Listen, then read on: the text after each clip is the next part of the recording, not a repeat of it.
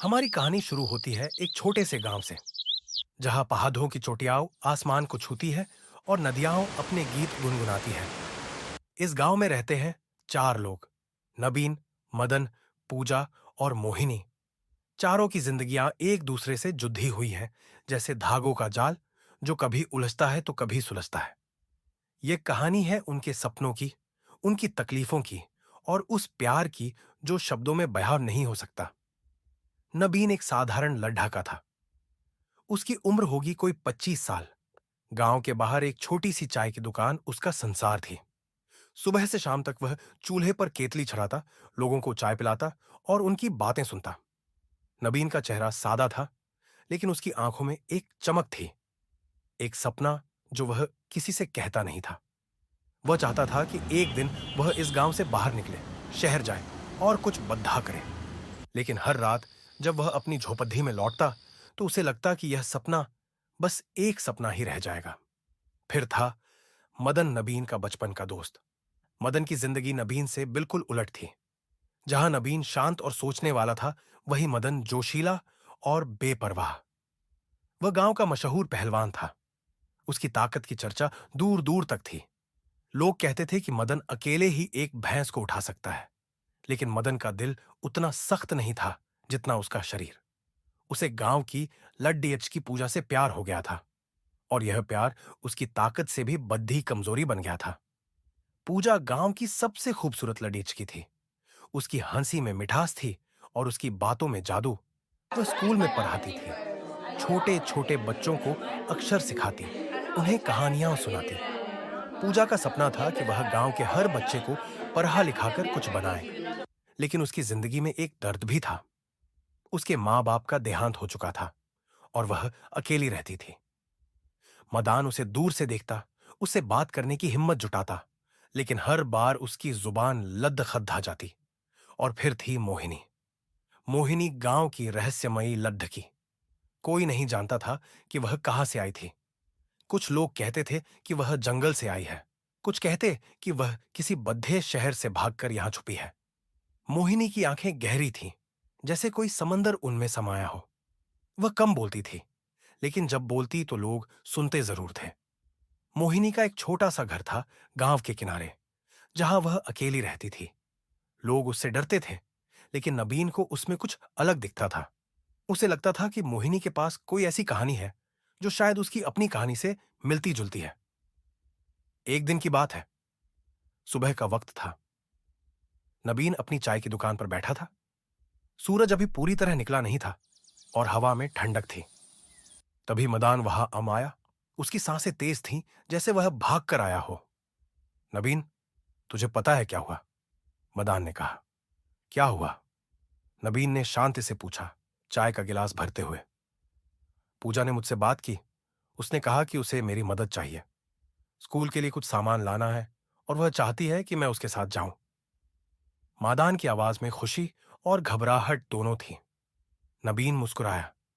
तो फिर जाना, ये मौका मत छोड़ना। लेकिन अगर मैं कुछ गलत बोल दूं तो?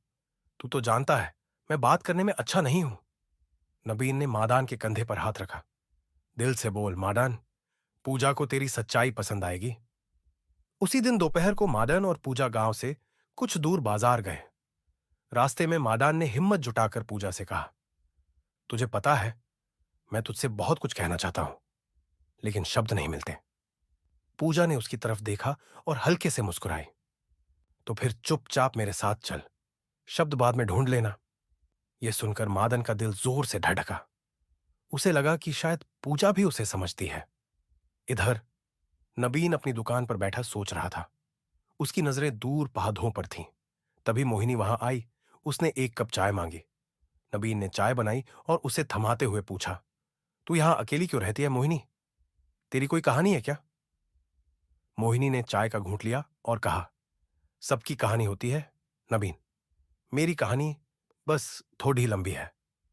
बताना, नबीन ने कहा। मोहिनी ने उसकी तरफ देखा। उसकी आंखों में एक अजीब सी उदासी थी। कभी कभी कहानियां सुनाने से ज्यादा दर्द देती है, लेकिन अगर तू सच में सुनना चाहता है तो एक दिन बताऊंगी। यह कहकर मोहिनी चली गई और नबीन के मन में सवालों का तूफान उठने लगा। दिन बीतते गए। मादान और पूजा की दोस्ती बढ़ने लगी।